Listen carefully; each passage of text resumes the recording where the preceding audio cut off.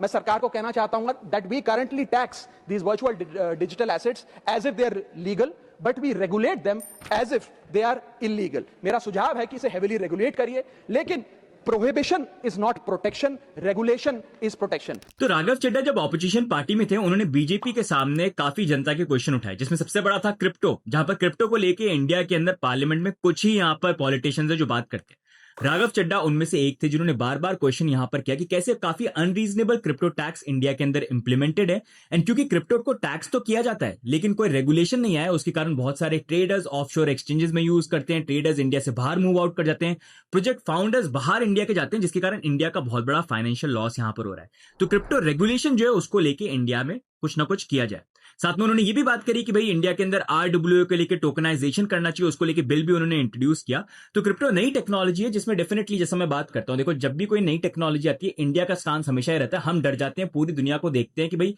पहले उनको देखने तो दुनिया क्या करती है, फिर हम फॉलो करते हैं। इन दी एंड बाकी दुनिया रेस में आगे भाग जाती है और हम सिर्फ एक वर्कफोर्स कंट्री बन जाते हैं, जहां पर उन कंट्री के लिए हम अपना स्टाफ प्रोवाइड करेंगे लेकिन कभी भी हम लीडिंग टेक को बना नहीं पाते। अब क्रिप्टो के अंदर भी बहुत सारी अच्छी चीजें, बहुत सारी बुरी चीजें हैं, लेकिन ये नेक्स्ट एवोल्यूशन है जहां पर हमको नई टेक्नोलॉजी देखने को मिलेंगी, जिसमें बाकी कंट्री ऑलरेडी रेस कर रही है। इंडिया अभी भी वही अप्रोच रख रहा है, जहां पर इंडिया थोड़ा सा रुक के देख के कर रहा है उसको, ठीक है, अच्छी बात है, लेकिन फिर इन दी एंड वही हो जाएगा कि जब बड़ी कंपनीज दूसरी कंट्री के अंदर बन जाएगी, हमारे बंदे यहां से निकल जाएंगे, तो हम वही बात करेंगे कि यार देखो